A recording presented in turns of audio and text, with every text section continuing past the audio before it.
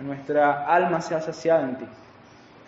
Te pido, Dios, que sobre todo también nos dé la disposición de escuchar y examinar nuestra propia vida de manera tal, Señor, que no seamos oidores olvidadizos, de esos que escuchan tu palabra y no la ponen por obra, sino que realmente la escuchemos y pongamos en nuestro corazón el compromiso de obedecerla y ponerla en práctica.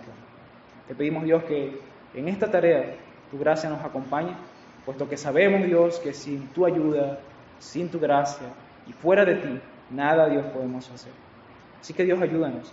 Ayuda al predicador, ayuda a los oyentes y permítenos, Señor, ser bendecidos por ti. En el nombre de Cristo Jesús te lo rogamos. Amén.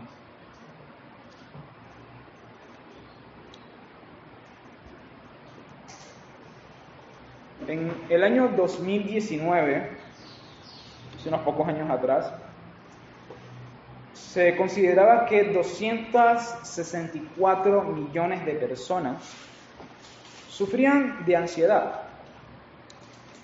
Pero a partir de la pandemia, es decir, a finales del 2020, este número se aumentó un 25%. Es decir, que el número pasó de 264 millones a 330 millones de personas en el mundo que sufrían de ansiedad. Es decir, que la pandemia generó 66 millones de personas que empezaron a sufrir ansiedad clínica a partir de los acontecimientos relacionados a la pandemia. 66 millones de personas es más del doble de lo que es este país. Es decir, explota la pandemia y automáticamente hay 2 países enteros que sufren ansiedad clínica a partir de esto. Ahora, ¿qué nos muestra estas estadísticas? ¿Qué es lo que nos muestra este tipo de eventos?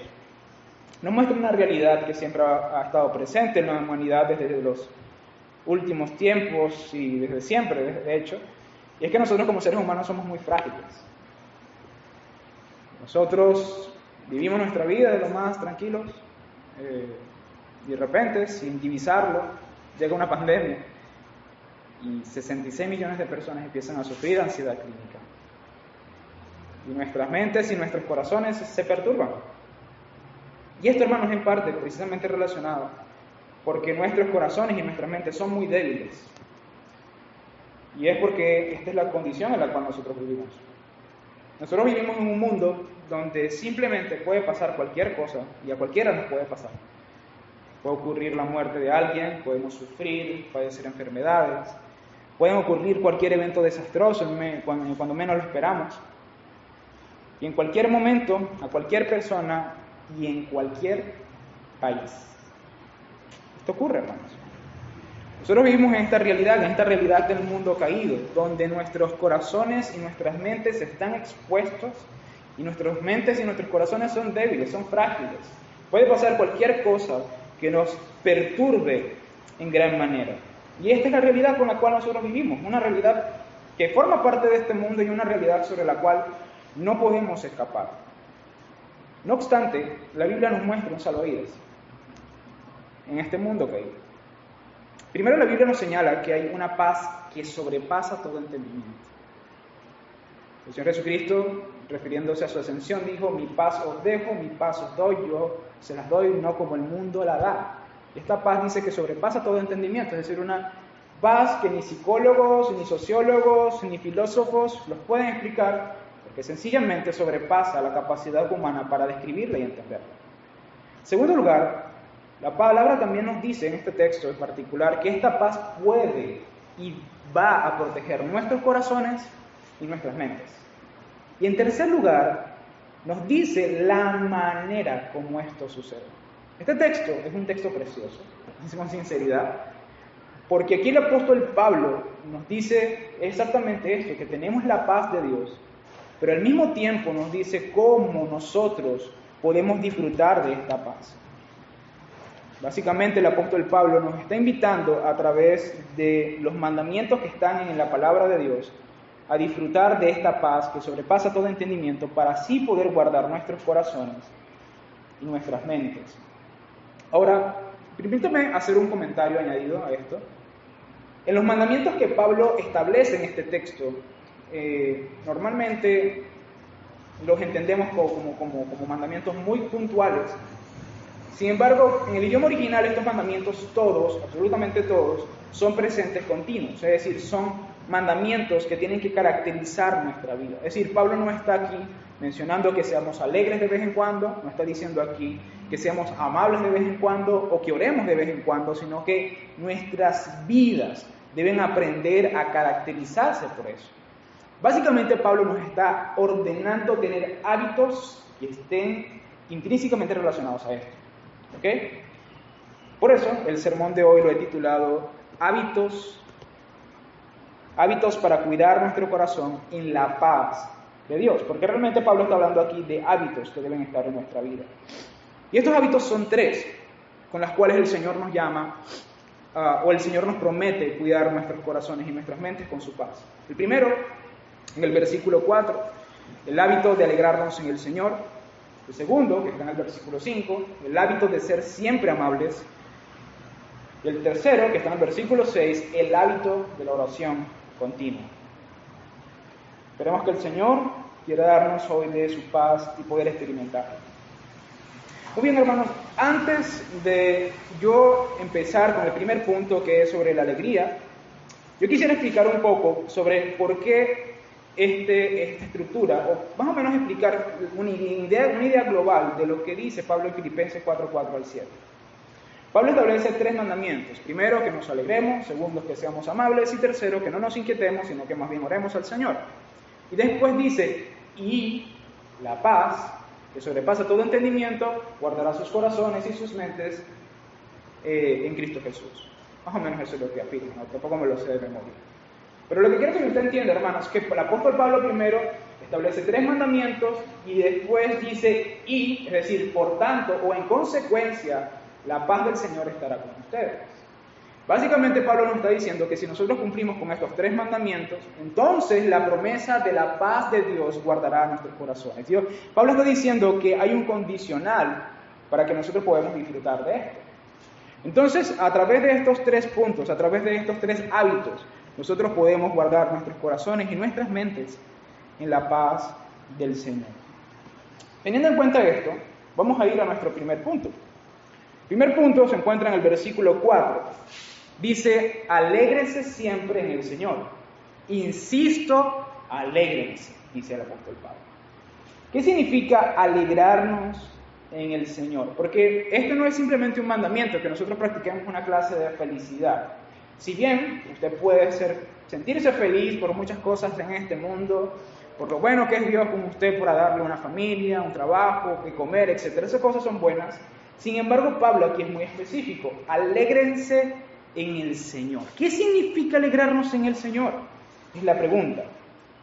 Como yo he explicado anteriormente en otros sermones, cuando el apóstol Pablo dice en el Señor, se refiere a alegrarnos en relación a la unidad que tenemos en Cristo. Es decir, en el Señor significa o se refiere a la unidad que nosotros tenemos con Cristo. Nosotros, cuando somos salvados por el Evangelio, Él nos hace parte viva de su cuerpo, nos hace parte viva de su ser. Nosotros pasamos a ser ramas del olivo perfecto que es Cristo, pasamos a ser miembros vivos del cuerpo de Cristo, estamos unidos íntimamente con Él. Ahora, entonces, ¿qué significa alegrarnos en el Señor? Aquí Pablo básicamente nos está diciendo que nos alegremos en nuestra unión con Cristo. De una forma u otra, nos está llamando a alegrarnos en la salvación y en todo lo relacionado que tenemos en la relación que hemos tenido con Cristo Jesús. En primer lugar, esto significa, hermanos, que nosotros debemos aprender a alegrarnos en la salvación que tenemos en el Señor. Nosotros debemos estar felices porque hemos sido redimidos por Cristo. Nosotros debemos estar felices de que podamos estar en una estrecha relación personal con el Señor Jesucristo. Y el apóstol Pablo aquí dice, hermanos, que nosotros debemos alegrarnos siempre en el Señor. O sea, no es de vez en cuando, no es el domingo, es normalmente el día cuando nos acordamos de nuestra salvación con mucha más viveza, por así decirlo, sino que es siempre. Nosotros siempre debemos recordar que hemos sido salvados por gracia. Nosotros siempre debemos recordar que hemos sido llamados hijos cuando realmente no lo merecemos. Nosotros siempre tenemos que recordar que hemos sido salvados por este Salvador tan hermoso y precioso para nosotros. Y hermanos, en este punto yo creo que nosotros los cristianos normalmente olvidamos con mucha facilidad el hecho de que hemos sido salvados por el Señor. Porque las buenas nuevas de gran gozo a veces no nos parecen de gran gozo y no nos parecen nuevas. Dice que eso es una noticia vieja que ya yo escuché hace muchos años. Pero esa noticia debe ser nueva para nosotros cada mañana, igual como sus misericordias son nuevas cada mañana. Debemos recordarnos que somos indignos de esa salvación y alegrarnos por el hecho de que el Señor Jesucristo nos haya perdonado. Otro día más, en el cual todavía sigo disfrutando de su gracia y de su amor. Con mucha facilidad, hermanos, olvidamos la grandeza del Evangelio, lo maravilloso que es que hemos sido perdonados en Cristo Jesús. Ahora, para Pablo, alegrarse en el Señor no significa simplemente alegrarnos en la salvación del Señor, sino que también significa alegrarnos en todo aquello que esté relacionado con Cristo y nuestra unión con Él. Particularmente Pablo habla de la alegría en el Señor en esta epístola de una forma indirecta. Por lo menos la manera como él habla de la alegría en esta carta, por lo menos en el capítulo 1, versículo 18, él habla sobre algunos hermanos que estaban predicando el Evangelio y habían dos grupos. Habían unos que lo hacían con intenciones malvadas para añadir tristeza y dolor sobre las prisiones de Pablo, como para hacerle algún tipo de daño al apóstol Pablo. Y algunos lo hacían de buena gana, para glorificar al Señor y para amar al Señor. Ahora, ¿qué es lo que dice Pablo? Pablo dice, ¿qué importa? Precisamente describiendo el hecho de que algunos estaban predicando por de mala manera. Dice, al fin y al cabo, y sea como sea, con motivos falsos o con sinceridad, se predica a Cristo. Por eso me alegro. Es más, seguiré alegrándome. ¿Sí se dan cuenta? El apóstol Pablo no solamente se alegra en Cristo, sino también en el hecho de que se predique a Cristo. Y eso significa también alegrarnos en el Señor. Significa no solamente el hecho de que nos alegramos de que nosotros hemos sido salvados, sino que también esa salvación está siendo proclamada, incluso con intenciones malvadas, hermanos. Fíjense lo que muestra el apóstol Pablo. La alegría y la felicidad de Pablo estaba tan relacionada, hermanos, con estas cosas, tan íntimamente relacionada con el Señor, que el hecho de que se proclamara el Evangelio, indistintamente de las motivaciones, para él era un motivo de alegría. Por ejemplo, recientemente, hermanos, yo les he comentado que he salido a predicar el Evangelio. Y nosotros como iglesia tenemos que alegrarnos de esas cosas. Si yo llego y les digo a ustedes, hermanos, yo estoy predicando el Evangelio, nosotros debemos alegrarnos, no porque yo predique el Evangelio, sino porque Cristo está siendo proclamado en medio de nosotros. Esas cosas deben causarnos felicidad, que a veces lo vemos como cosas insignificantes, pero no son insignificantes. Para Pablo, esto fue motivo de alegría en medio de sus prisiones. Fíjense ahora cómo lo dice en ese mismo capítulo 1, versículo 4 al 5, refiriéndose también a la alegría, pero en esta ocasión no refiriéndose a la predicación del Evangelio, sino al fruto de la predicación del Evangelio. Él dice, en todas mis oraciones oro por ustedes, es lo que se entiende, siempre oro con alegría. ¿Por qué? Porque han participado en el Evangelio desde el primer día hasta ahora. Pablo se alegraba en el Señor al saber que sus hermanos participan del Evangelio, que participan de sus frutos, participan de su gracia. Ahora, aquí hay un principio general. Y hermanos, es que alegrarnos en el Señor no solamente significa alegrarnos en su salvación, que es algo central en nuestra vida. Alegrarnos en el Señor también significa alegrarnos en el hecho de que su reino avance, de que Cristo también está siendo proclamado, de que las personas se regresen a Él, vuelvan a Él, amen a Él. Y lo contrario también es cierto. Cuando nosotros vemos que hay iglesias que están decayendo, cuando nosotros vemos que el Evangelio de Cristo no está avanzando como quisiéramos, eso también debería generarnos tristeza a nosotros. Pero sobre todas las cosas, hermanos, nosotros debemos hallar nuestra felicidad en el Señor. ¿Y esto qué significa para nosotros? Esto significa, hermanos, que nuestro contentamiento, por encima de cualquier otra cosa en el mundo, debe estar en Él, en su gracia en su salvación, en su reino, en hacer su voluntad, en servirle. Esa debe ser nuestra felicidad. ¿Por qué, hermanos? Porque esta es la felicidad que perdura por siempre. Esta es la felicidad de la cual Cristo nos habla. Esta es la felicidad que la Biblia nos comenta. Este es el gozo de la salvación. C.S. Lewis afirmaba que esta felicidad de la cual nos habla el Evangelio, nos habla de la salvación, es sencillamente un anticipo del cielo. Nosotros hoy, por medio de Cristo, experimentamos una felicidad que no es una felicidad del mundo, es una felicidad que proviene de Cristo y que es en Cristo. Y que no tiene que ver con cosas mundanas de este lado de la eternidad. Así que si tú quieres ser defendido o guardado por esta paz que sobrepasa todo entendimiento, tu felicidad tiene que estar en el Señor. Tu felicidad tiene que estar en Cristo. No solamente contemplando el Evangelio que te ha salvado, sino también aspirando a mayor gozo al glorificar a Cristo y ver su reino avanzar. Eso es lo que significa alegrarnos en el Señor. Ahora, el primer hábito que necesitamos entonces para que podamos disfrutar de la paz que nos promete el Señor en el versículo 7 es alegrarnos siempre en el Señor. Fuera la amargura, fuera la tristeza, alégrese siempre en el Señor. Les insisto, dice el apóstol Pablo, alégrense. Hermanos, nosotros deberíamos ser felices. Tenemos más razones para estar felices que para estar amargados y para estar tristes. Siempre vamos a tener más razones para estar felices que para estar amargados o para estar tristes. Alégrate, querido hermano, siempre en el Señor, que tu felicidad sea evidente en Cristo Jesús.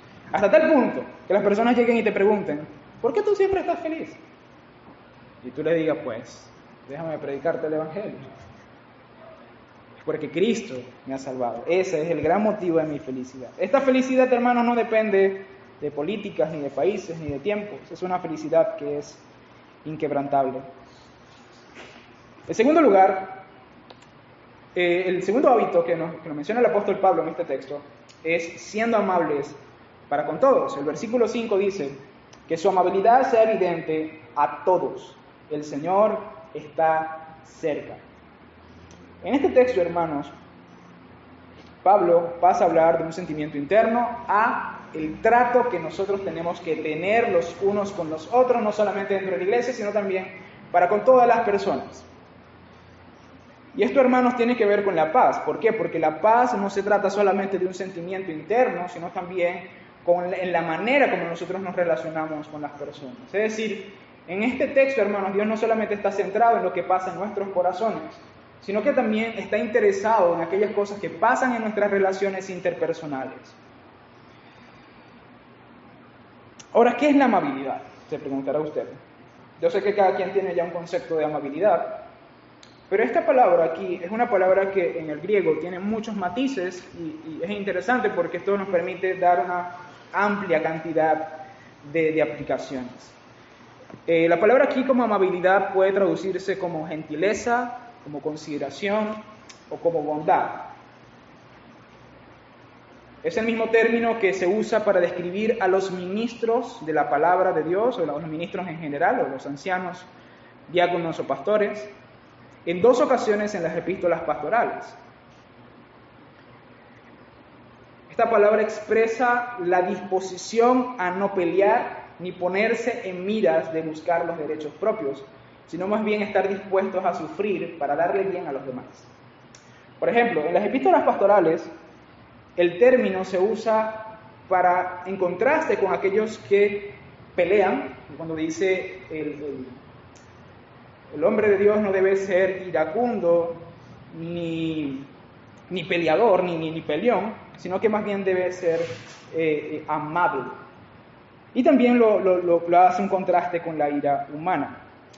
Ahora, entonces, ¿qué significa la amabilidad? Precisamente lo contrario. ¿Qué es lo contrario a pelear? Es más bien ser pacificador. ¿Qué es lo contrario a ser airado? Es más bien ser calmado, ser pacífico.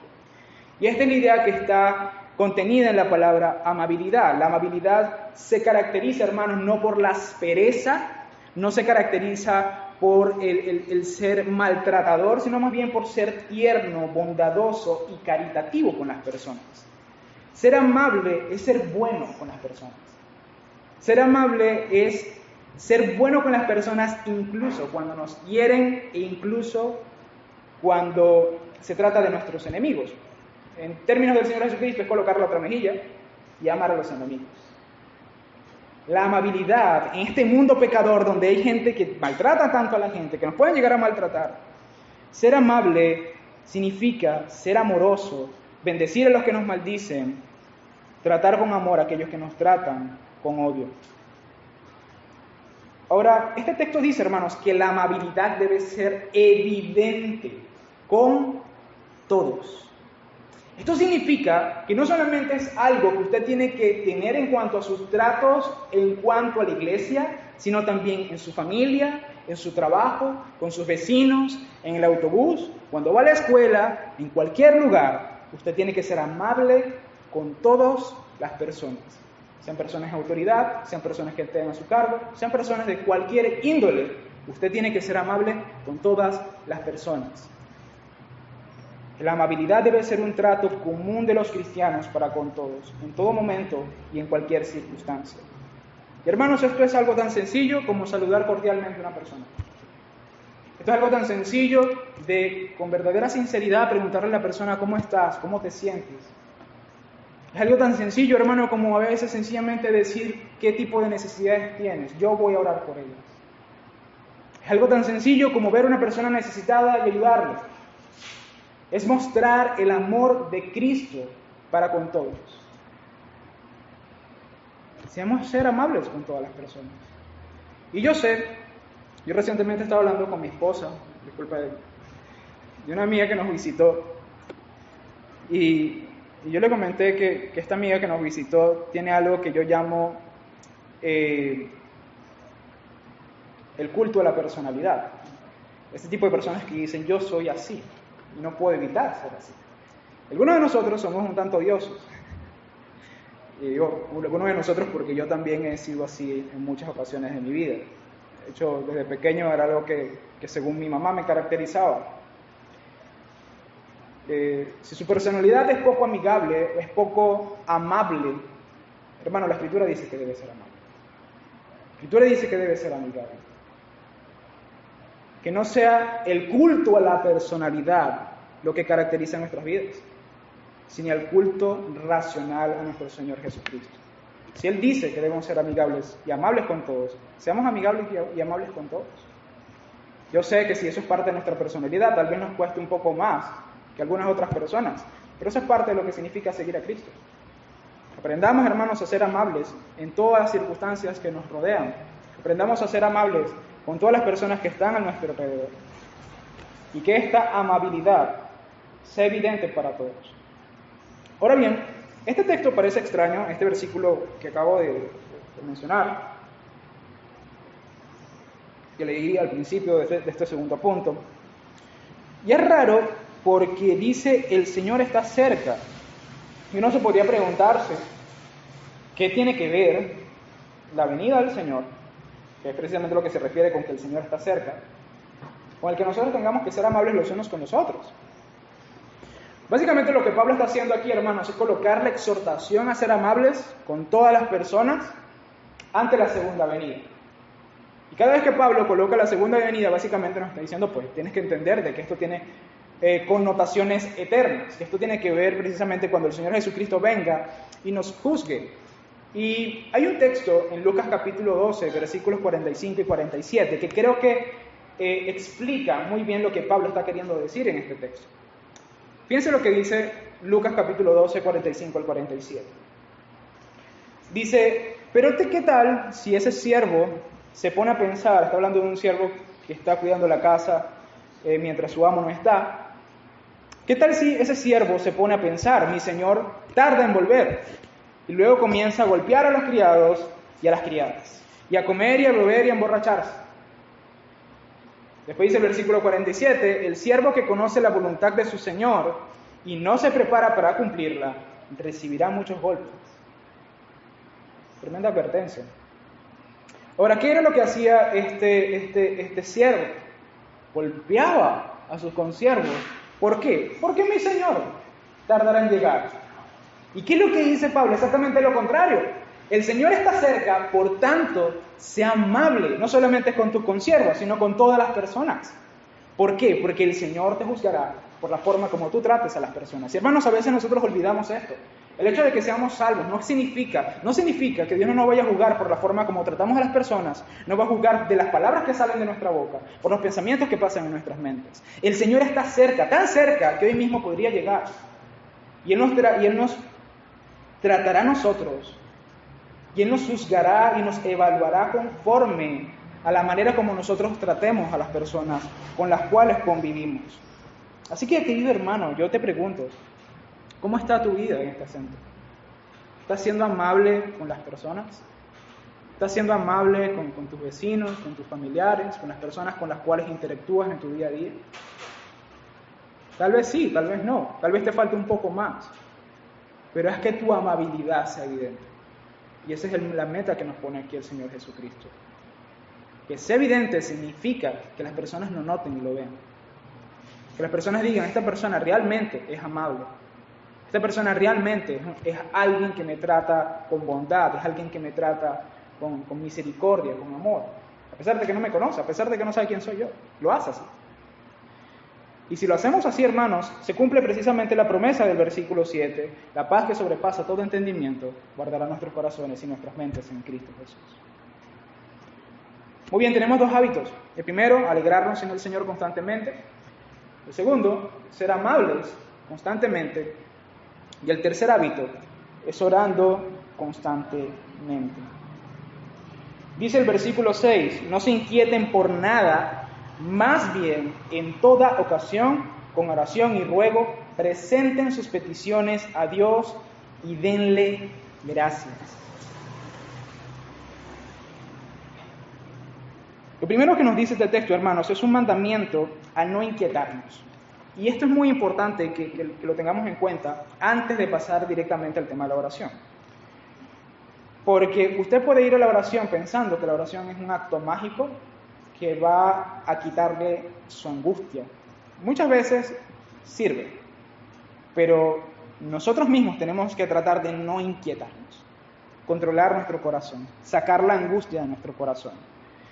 Ahora, ¿qué es inquietud? Aquí la palabra inquietud puede ser traducida también como preocupación. Y más que dar un concepto textual, yo estoy seguro que usted sabe de qué me estoy refiriendo con inquietud. Es eso que nosotros sentimos cuando tenemos deudas y no tenemos dinero para pagarlas. Es ese sentimiento de preocupación cuando el dinero no alcanza, es ese sentimiento de preocupación cuando nos enfermamos o cuando pasan situaciones en nuestras vidas donde realmente nos perturbamos y pareciera que todo fuera a salir mal. Yo estoy seguro de que usted sabe qué sentimiento es ese sentimiento de preocupación, ese sentimiento de angustia, ese sentimiento de inquietud.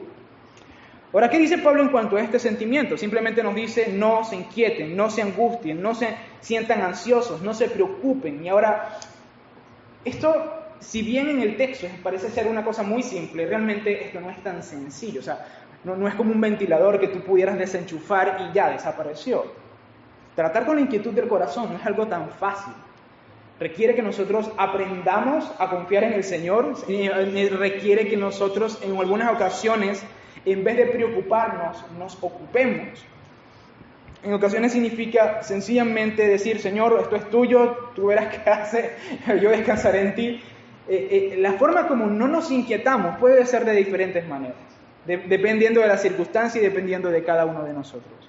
Pero sea como sea, hermanos, nosotros debemos tratar de no inquietarnos conforme a todo el consejo de Dios. Sea que usted tenga que ocuparse, trabajar, buscar soluciones, sea que usted tenga que sencillamente confiar en el Señor y poner sus cargas sobre Él, pero sea como sea, lo primero que usted debe hacer es no inquietarse, no angustiarse ni preocuparse. En segundo lugar, en vez de inquietarse, en vez de preocuparse, debe orar. Así dice el texto, no se inquieten por nada, más bien en toda oración, en toda ocasión, con oración y ruego, presenten sus peticiones a Dios y denle gracias. Es decir, el apóstol Pablo Aquí nos está diciendo que no solamente debemos no inquietarnos, sino que también debemos orar al Señor en toda ocasión, con ruegos y peticiones delante del Señor con acciones de gracias. Aquí hay 3 elementos sobre la oración que el apóstol Pablo nos está dando. Primero, la oración tiene que ser en todo momento. Eso es lo que nos dice en toda ocasión. Es lo mismo decir que en todo momento. Y esto quiere decir, hermanos, que en todo momento no solamente se trata cuando estamos inquietos. En todo momento significa en toda ocasión. Es decir, si estás inquieto, ora. Y si no estás inquieto, ora. Si estás feliz, ora. Si estás triste, ora también. Y yo creo aquí que Pablo está hablando de lo que se llama la oración sin cesar, que aparece en 1 Tesalonicenses capítulo 5, versículo 16, que leímos en el texto del leccionario, donde dice orar continuamente o orar sin cesar. Ahora, ¿qué significa orar sin cesar? Hay un autor, John MacArthur, que decía que él leyó este texto cuando estaba niño, y él se imaginaba a los cristianos agarrados de manos, cerrando sus ojos para orar, y yéndose con los ojos cerrados al trabajo. Mientras que cuando pasaban por la calle empezaban a pegarse de los postes y todo este tipo de cosas. En la mente de un niño la oración es sencillamente cerrar los ojos y hablar con Dios.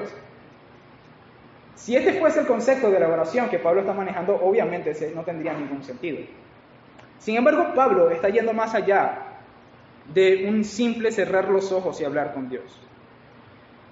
Aquí Pablo está hablando de una oración que se mantiene constante alrededor de todo el día. Es una oración que habita en nuestros pensamientos.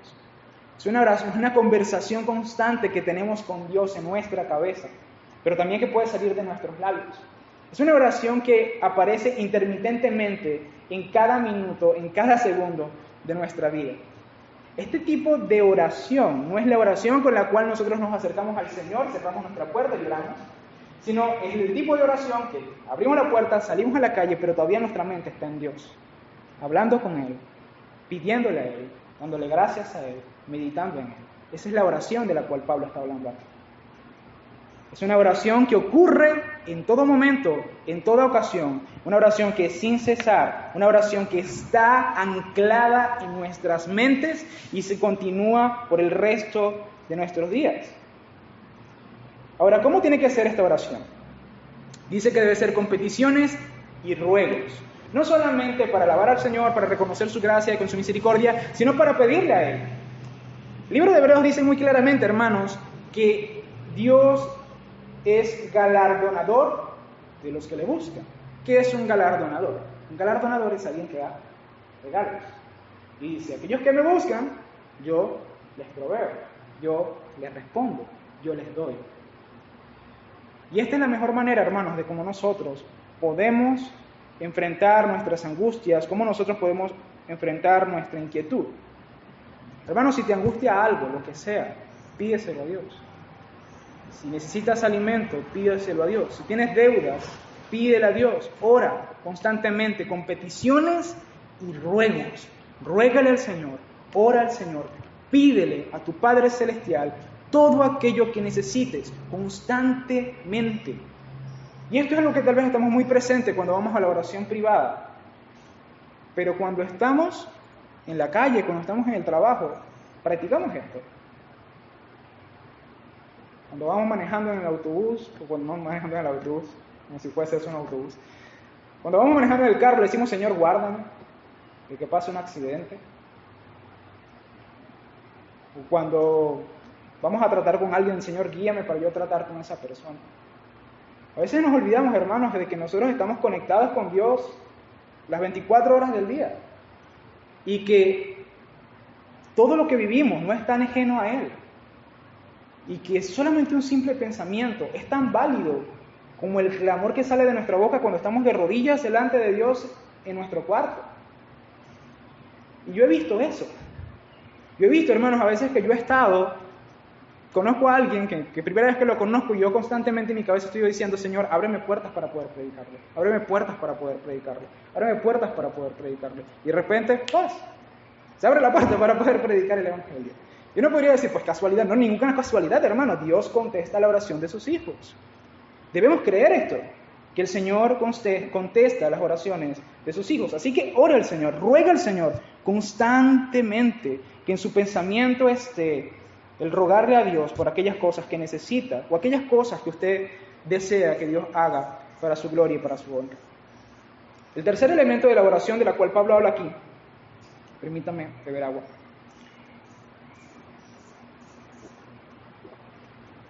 Es que tiene que ser con acciones de gracias.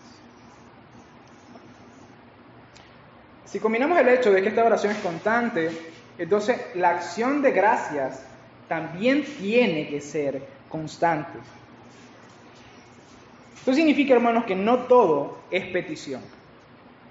No todo es rogarle a Dios que Él haga algo. También es agradecerle por lo que ha hecho. Y esto, hermanos, es algo que realmente sana el corazón del creyente.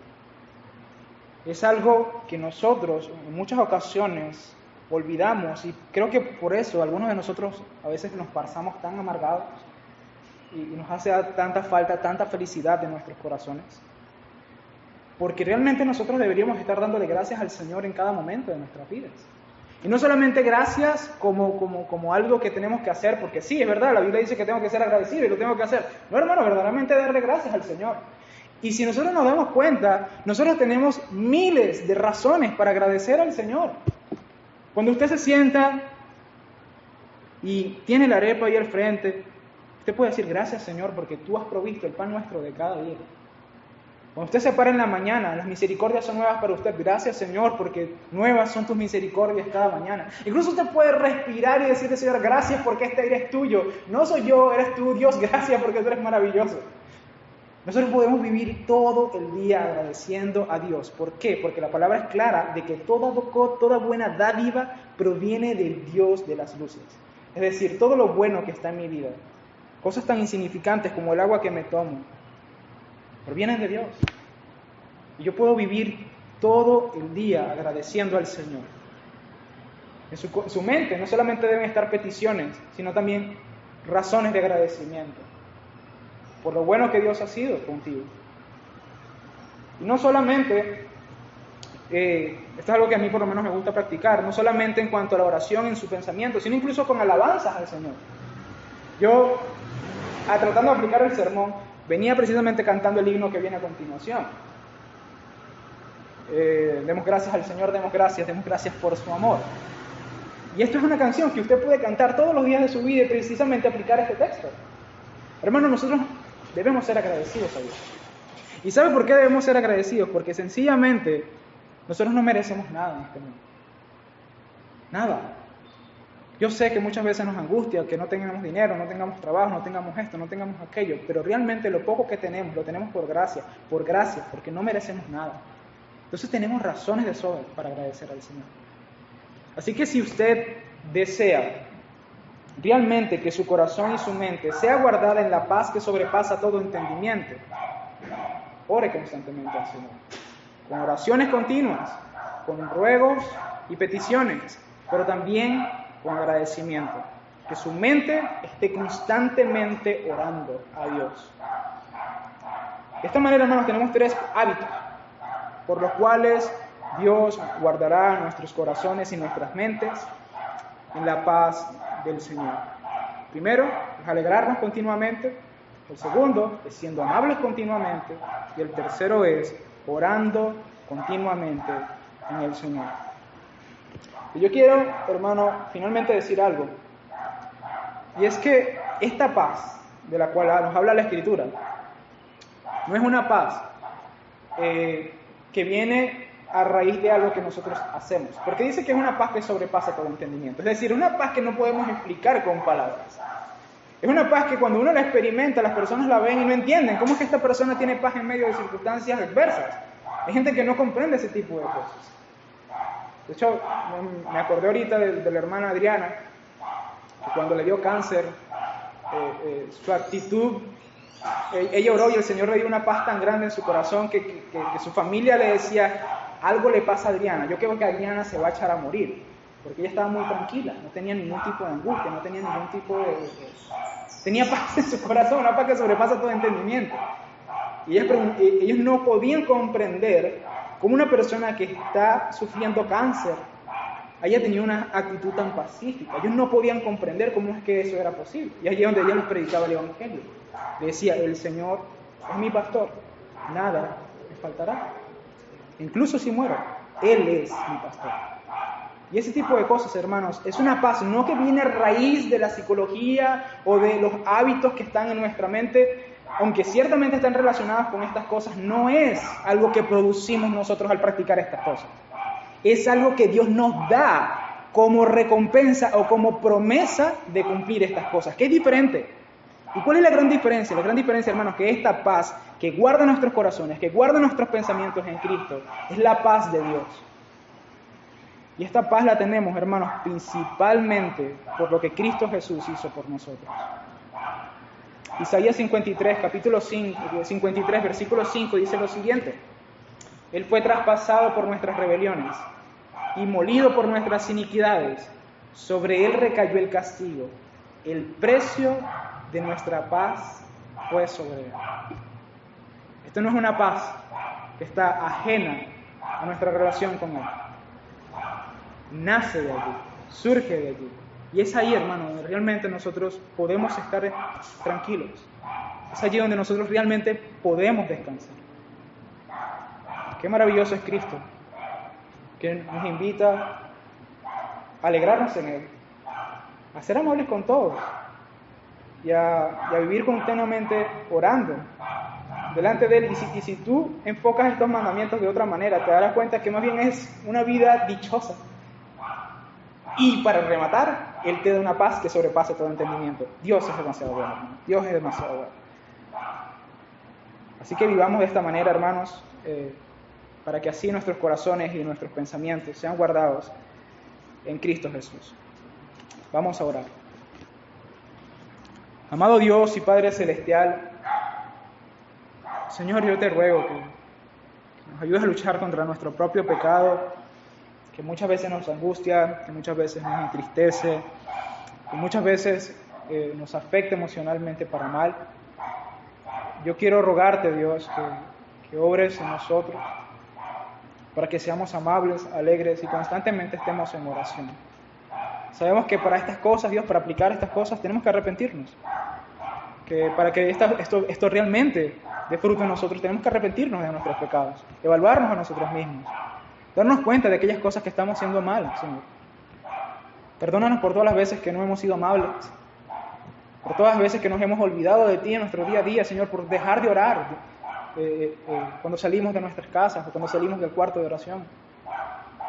Perdónanos también, Señor, por no alegrarnos en Tu salvación, no entender que esa salvación es suficiente para alegrarnos en Ti, Señor, por no alegrarnos por Tu evangelio y porque Tu reino crezca. Oh Señor, ayúdanos a cumplir estas cosas en Cristo Jesús. Padre, pero sobre todas las cosas, ayúdanos a disfrutar de esta paz. Y guarda nuestros corazones y nuestras mentes con esa paz que sobrepasa todo entendimiento, Señor. Porque nosotros somos débiles, Dios, somos muy débiles. Nuestros pensamientos se perturban, nuestros corazones se inquietan. Pero si Tu paz está con nosotros, si Tu paz guarda nuestros corazones, ciertamente podemos estar tranquilos, ciertamente podemos echar nuestras cargas sobre Ti y podremos descansar, Señor, en este mundo pecador y caído. Tú, Señor, serás como el arca de Noé, que nos guarda del diluvio y de la lluvia de angustia que cae sobre este mundo pecador. Así que, Padre, ayúdanos, guárdanos y protégenos en la paz que sobrepasa en todo entendimiento. En el nombre de Cristo Jesús te lo rogamos. Amén.